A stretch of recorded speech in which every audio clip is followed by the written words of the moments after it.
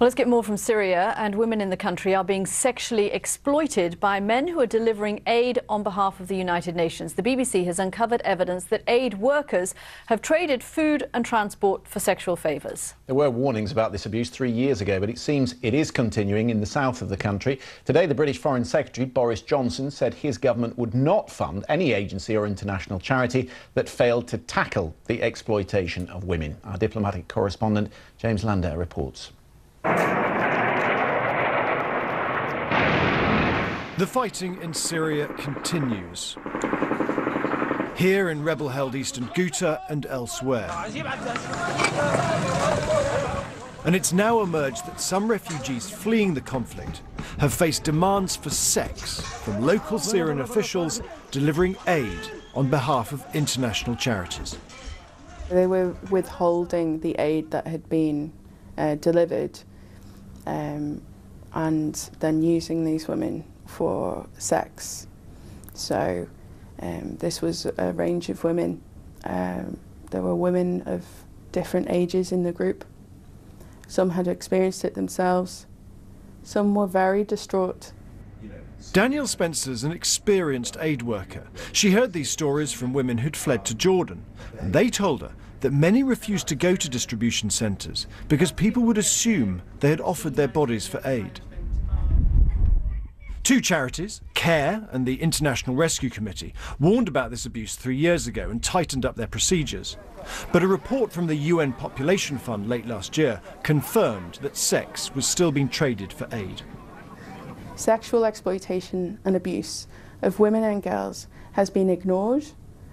It's been known about and it's been ignored for 7 years. This war is 7 years old. The UN and the system as it currently stands have chosen for women's bodies to be sacrificed. The Department for International Development said it was not aware of any cases like this involving UK aid, and if there were, the Foreign Secretary said the funding would be stopped. Obviously, we've talked a great deal about this in the last few weeks, since the last couple of weeks, since the whole business broke with Oxfam and so on.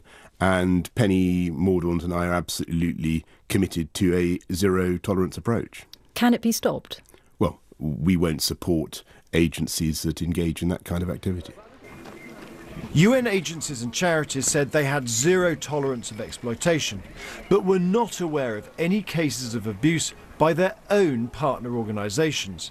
And one UN spokesman played down the reports, saying they were incomplete, fragmented and unsubstantiated.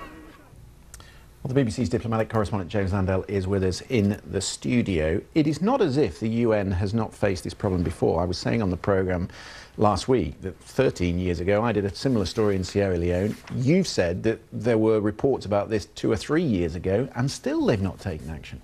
Well, that's not entirely true. They did take some action. What happened was back in 2015, two aid agencies, CARE and the International Rescue Committee, heard about this. They did a bit of research themselves. They brought it to a meeting at the UN headquarters in the capital of Jordan, Amman. The mood of that meeting was, we need to find out some more about this. Some then carried out some more research. Others then said, we're going to tighten our procedures, our reporting procedures, our improving the training.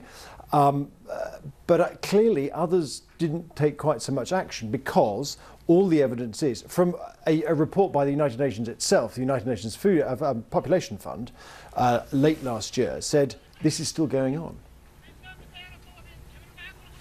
James, can I ask you about the ceasefire, or the meant-to-be ceasefire in East Ghouta that seems to be broken, and the reports seem to be that both sides are complaining that the other side didn't live up to the 5-hour truce. What are you hearing, and what are the chances that this could be resumed tomorrow and for later dates?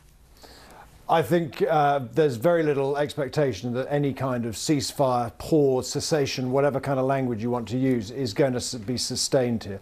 I think the problem you've got is you've got it's an illustration of the different power struggles that are going on here. You've got, for example, the international community in the form of the United Nations saying we want a 30-day ceasefire. Then you've got the Russians saying, well, we want to have a kind of 5-hour pause each day if it's possible to get some humanitarian aid in. But you've also got the Syrian regime, well, they're going to do their own thing. So I think what we're seeing here now is that, there are limits on how much external actors here can control what's going on the ground. James Landale, thank you very much for coming in.